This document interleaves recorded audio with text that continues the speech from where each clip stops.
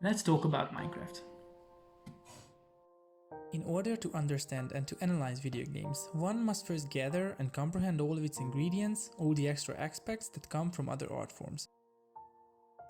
In a sense, we can argue that the whole medium of video games is a huge melting pot for all the artistic endeavors of humanity. Games can offer landscapes more beautiful than any painting, music that blends together with the view better than what you could witness at the ballet, and stories that go way beyond what regular literature could offer.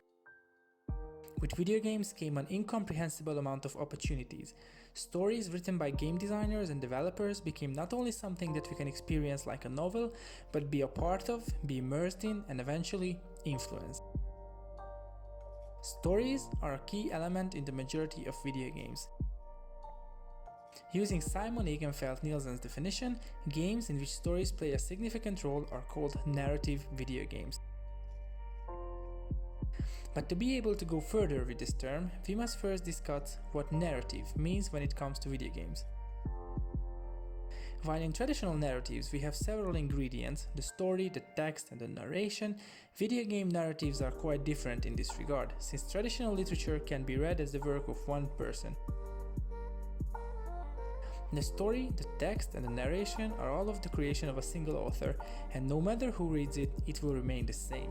When it comes to video games, however, the sheer interactivity of the genre can create different texts, different walkthroughs. What is narrative then in video games? Nielsen argues that the concept of storytelling can be divided into three categories: the fictional world, the mechanics of the narrative, and the reception of the player. When it comes to the fictional world, video games can offer more than traditional literature.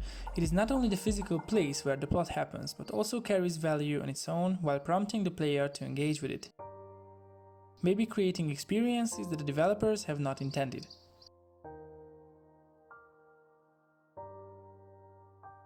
Espen Aarseth argues that spatial representation is the most innovative aspect of video games. We must agree that with spatial expansion, video games can introduce a wide variety of new aspects to the narrative. While traditional literature has all of its aspects set, players given the chance can interact with the world in a way that has no relevance to the main story whatsoever. One of the key examples that Nielsen uses here is Grand Theft Auto and how one can do certain activities that have nothing to do with our current mission.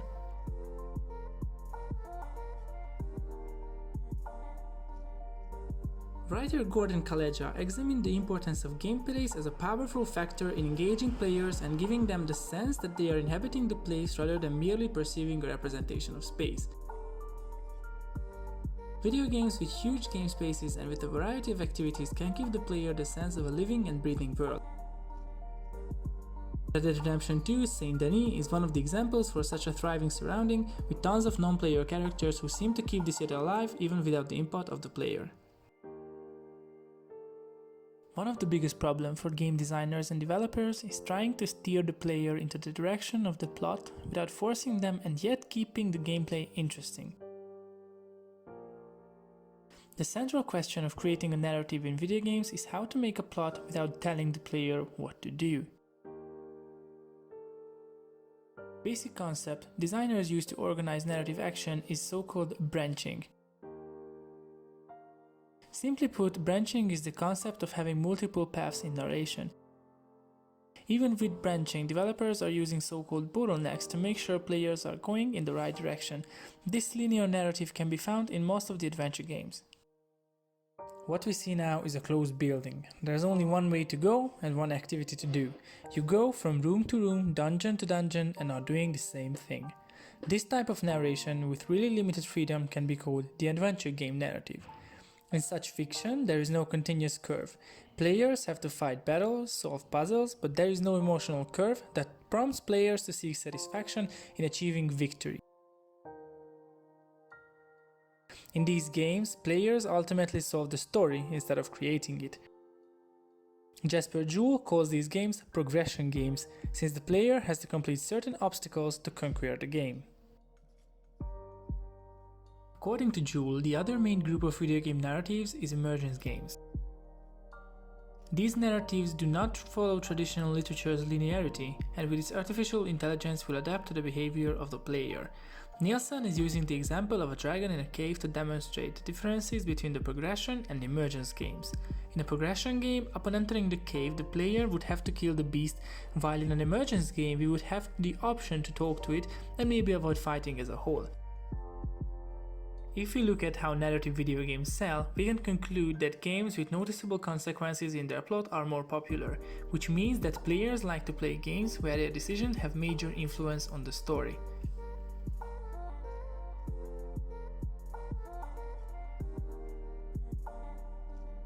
The method through game developers and players control the plot is quests.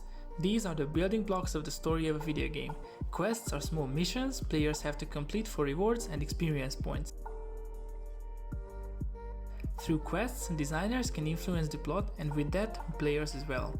Without taking away their sense of freedom, players can be incited through quests if they are told what to do but not how to do it. These small glimpses of freedom can differentiate a great game from a bad one. There are several other structures of narratives and you can see those on the screen now, but the emergence and progression games are the most common ones.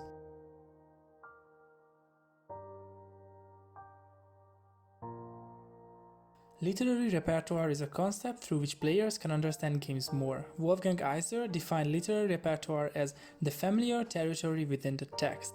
This means that any cliché, reference to previous works, pieces of music, setting or plot element gets the player close to the game. The more familiar the player is, the less introduction is necessary.